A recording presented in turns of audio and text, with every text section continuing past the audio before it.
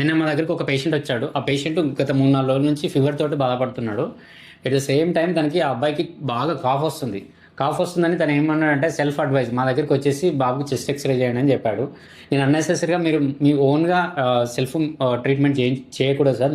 First మీరు children's specialist దగ్గరికి వెళ్ళి ఒకసారి అడ్వైస్ చెక్ చేయించుకున్న తర్వాత మీరు ఈ టెస్ట్లు చేయించండి. అన్నెసెసరీగా ముందే మీరు ఎక్స్‌రే చేయిస్తే కనుక అందులో రేడియేషన్ ఉంటుంది. కంపేర్ విత్ సీటీతో చూసుకుంటే కనుక ఎక్స్‌రేలో రేడియేషన్ తక్కువ ఉంటుంది. బట్ అవసరమైతే కనుక 1 ఆర్ 2 టైమ్స్ అనేది ఎక్స్‌రే చేయించుకోవచ్చు.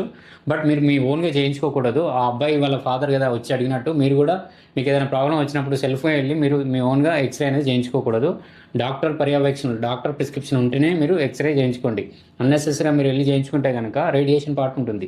ముఖ్యంగా ప్రెగ్నెన్సీ ఉమెన్స్ ఎవరైతే ఉన్నారో ఎమర్జెన్సీ అయితేనే కనుక ప్రెగ్నెన్సీ టైంలో ఎక్స్‌రే చేయించుకోండి. అదర్వైజ్ అసలే చేయించకూడదు. మనకి ముఖ్యంగా డెంటల్లో ప్రాబ్లం వచ్చినప్పుడు, కిడ్నీలో స్టోన్స్ వచ్చినప్పుడు, లేదంటే చెస్ట్‌లో ఇన్ఫెక్షన్ ఉన్నప్పుడు, బోన్స్ డ్యామేజ్ అయినప్పుడు ఇట్లాంటి టైంలో ఎక్స్‌రే అనేది అడ్వైజ్ చేస్తూ ఉంటారు. ఫైనల్లీ డాక్టర్ అడ్వైజ్ చేస్తేనే మీరు ఎక్స్‌రే అనేది చేయించండి. అన్నెసెసరీగా మీరు వెళ్ళి డయాగ్నోస్టిక్ సెంటర్ల దగ్గరికి వెళ్ళి మీరు ఎక్స్‌రే చేయించుకుంటే కనుక దీంట్లో రేడియేషన్ ఉంటుంది.